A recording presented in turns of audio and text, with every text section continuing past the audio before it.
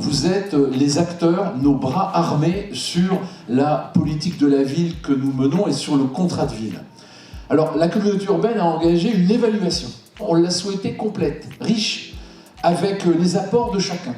Politique d'insertion, politique de formation, politique pour permettre à des publics allophones de mieux maîtriser la langue française, opération action culturelle, sportive, action de cohésion sociale, de vivre ensemble.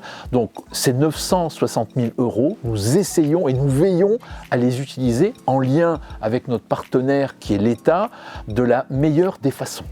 On voit sur l'effort qui a été fait et la politique vraiment volontaire qui a été menée sur la scolarisation précoce. Ça a eu un effet très positif et je pense que c'est aussi lié au fait qu'on soit présent sur le quartier tous les jours, qu'on soit au contact, à portée d'échange avec les habitants.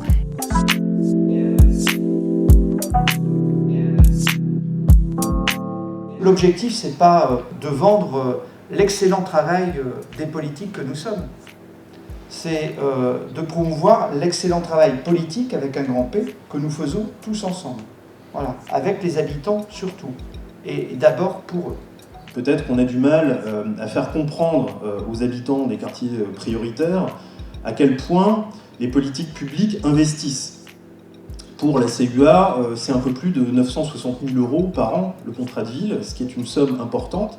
C'est des centaines d'actions, et pour autant, j'ai toujours le sentiment que les habitants des quartiers ne s'approprient pas ces actions et peut-être ne se rendent pas compte à quel point les collectivités et l'État investissent dans ces quartiers. Tous les ans, on organise des comités des financeurs au cours desquels on a une véritable discussion partenariale, d'abord sur la nature des actions à conduire, et ensuite sur la détermination des financements pour chacune de ces actions. On a beaucoup travaillé sur la programmation annuelle de la politique de la ville et donc l'instruction des dossiers qui sont financés à l'année. Les relations du coup sont un portage communauté urbaine d'Arras et État pour faire vivre le contrat de ville et toujours être en lien avec les partenaires, les associations et les habitants des quartiers.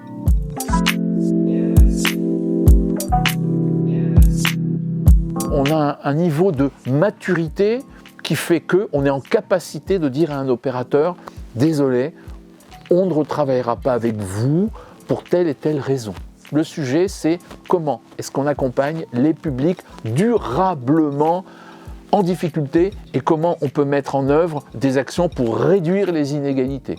Et là-dessus, on est extrêmement exigeant sur le choix des opérateurs. Main droite ne doit pas ignorer ce que fait main gauche. Et donc on doit vraiment à chaque fois travailler en complémentarité parce que les acteurs, que ce soit les services de la ville, les élus de la ville, les acteurs, les habitants, on se croise tous les jours. Aujourd'hui, le travail qui s'initie pour cette évaluation finale du contrat de ville doit nous permettre de mettre sur table un certain nombre d'indicateurs, d'enjeux pour les futurs contrats de ville. Et nous assurer en tant qu'élus que les moyens qui ont été mobilisés répondent aux besoins. Et que des hommes et des femmes puissent nous dire « Oui, grâce à l'action du contrat de ville, ma vie, elle est en train de changer. Il y a une amélioration. »